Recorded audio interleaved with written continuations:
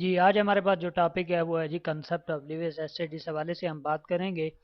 Punjab book से इसकी हमने डेफिनेशन उठाई है और डेफिनेशन में ये कह रहा है कि anything which accept electron pair, हर वो चीज़ एसिड होगी, लिविस एसिड होगी जो कि किसको एक्सेप्ट करेगी जी, इलेक्ट्रॉन पेयर को। ठीक है जी, इलेक्ट्रॉन पेयर को जो चीज़ एक्सेप्ट करेगी उसको वो क्या कहता है कि वो क्या है, लिविस एसिड है।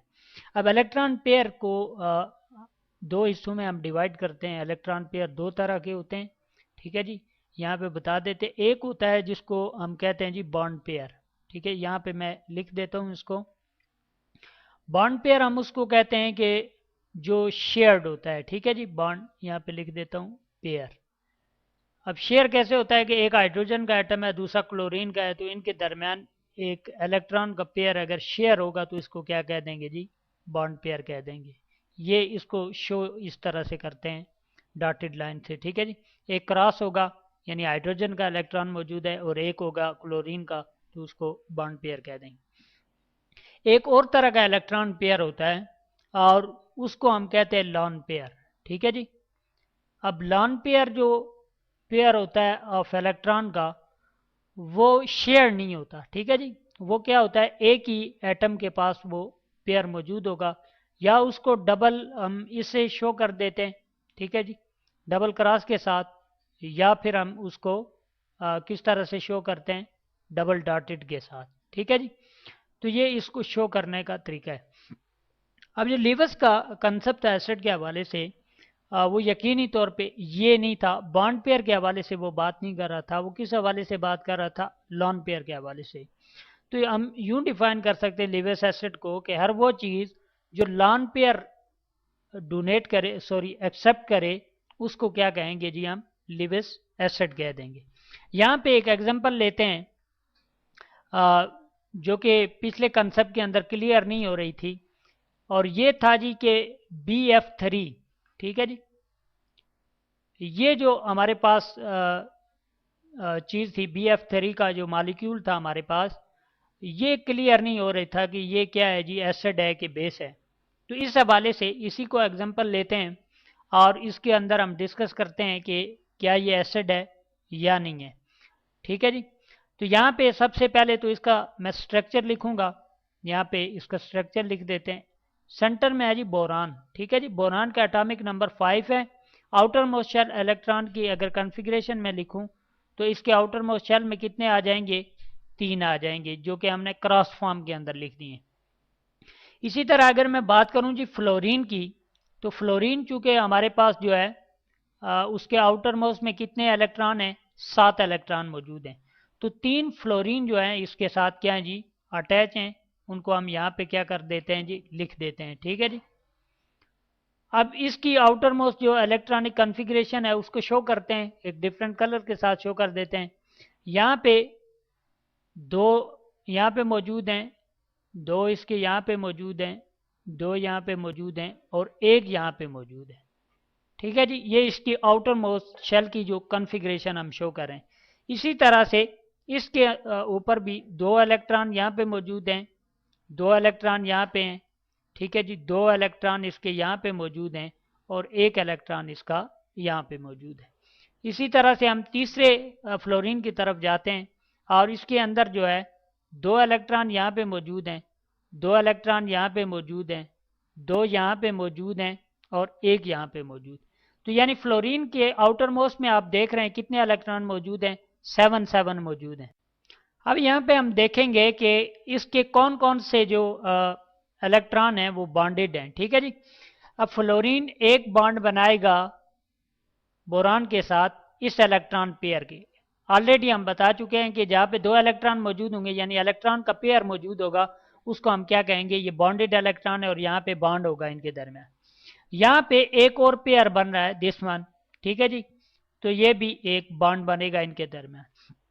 इसी तरह से इस फ्लोरीन की अगर मैं बात करूं तो इनके दरमियान भी क्या है जी, 2 इलेक्ट्रॉन यहाँ पे मौजूद हैं। ठीक है जी, डिफरेंट इलेक्ट्रॉन मौजूद हैं, तो ये भी एक बॉन्ड बन रहा है। इसका मतलब ये हुआ कि फ्लोरीन और बोरान के दरमियान जो बॉन्डिंग है वो 3 बॉन्ड बन रहे हैं। ठीक है जी, और 3 बॉन्ड के अंदर कितने कितने इलेक्ट्रॉन है, 2 2 इलेक्ट्रॉन है। दो 4 और 2 6 इलेक्ट्रॉन यहाँ पे मौजूद हैं। बोरान को कितने चाहिए आउटर मोस्ट कंप्लीट करने के लिए? इसको चाहिए 8 इलेक्ट्रॉन चाहिए, यानी अपना आउटर मोस्ट ये 8 के अलावा ऑक्टेट रूल के मुताबिक 8 से कंप्लीट करेगा। अब होता क्या है कि जब इसी के अंदर हम क्या करते हैं जी, NH3 को इंट्रोड्यूस करवाते हैं, NH3 को इंट्रोड्यूस करवाते हैं, तो इसके पास क्या होता है जी, एक लॉन पेयर मौजूद होता है यहाँ पे, और ये लॉन पेयर क्या काम करता है, ये बोरान को दे देता है और बोरान इसको क्या कर लेता है, एक्सेप्ट कर लेता है। क्यों एक्सेप्ट करता है? क्योंकि बोरान के पास अभी कैपेसिटी है 2 की, ठीक है जी। तो अब इस डेफिनेशन को हम देखते हैं। इस डेफिनेशन के अंदर हमने यही कहा था कि जो लॉन पेयर को क्या करे, एक्सेप्ट करे, उसको क्या कह देते हैं जी, लिविस एसिड कहते हैं। तो BF3 ने क्या किया, ठीक है जी, यहाँ पे एक लॉन पेयर को एक्सेप्ट किया, लिहाजा हम इसको क्या कह देते हैं जी, लिविस एसिड कह देते हैं। अच्छा, इस चीज़ को लिखते कैसे हैं? यहाँ पे अगर मैं इसको लिखना चाहूँ, बल्कि इसको थोड़ा सा हम ड्रैग डाउन करते हैं, ठीक है जी, और यहाँ पे इसको लिख लेते हैं BF3, ठीक है जी, ये वाली फॉर्म। बल्कि F3 को अगर मैं इस साइड पे भी लिख दूं, इस साइड पे, तो ये BF3 ही रहेगा, ठीक है जी, इससे आपने कंफ्यूज नहीं होना। और यहाँ पे इसके साथ ही ये एरो हम शो कर देंगे और NH3 इसको हम लिखेंगे। अब सवाल ये पैदा होता है कि ये क्या चीज़ हमारे पास बन गई है। इसको लिविस ने क्या नाम दिया जी, अडक्ट का नाम दिया, ठीक है जी, अडक्ट। और ये जो चीज़ हमारे पास है, ये जो एरो शो कर रहा है, यानी ये बता रहा है कि कहाँ से लॉन पेयर किस डायरेक्शन, यानी नाइट्रोजन ने दिया और बोरान ने इसको क्या किया जी, कबूल किया। तो ये BF3 हमारे पास क्या हो गया जी, एसिड बन गया, ठीक है जी। अब हम बात करते हैं कि लिविस ने क्या बाकी क्या क्या चीज़ें बताई। लिविस ने कहा कि जो चीज़ भी लॉन पेयर को एक्सेप्ट करेगी वो क्या होगा जी, एसिड होगा। मैं केस देता हूँ, यहाँ पे एक और केस ले लेता हूँ, और ये केस है जी वाटर के साथ किसको हम रिएक्ट करवा रहे हैं जी, H पॉजिटिव को। और H पॉजिटिव जो चीज़ होती है वो क्या होता है जी, उसके पास कोई इलेक्ट्रॉन मौजूद नहीं होता, ठीक है जी। H पॉजिटिव के पास कोई इलेक्ट्रॉन मौजूद नहीं होता, इसको क्या कहते हैं जी। अब यानी हाइड्रोजन के पॉजिटिव आयन के पास कैपेसिटी है कि 2 इलेक्ट्रॉन को ये क्या कर सकता है जी, मैक्सिमम 2 इलेक्ट्रॉन को एक्सेप्ट कर सकता है। तो यहाँ पे क्या होता है, इसके पास 2 लॉन पेयर मौजूद हैं। वाटर का जो ऑक्सीजन है ये एक लॉन पेयर इसको दे रहा है, ठीक है जी, और ये H3O पॉजिटिव बन जाता है।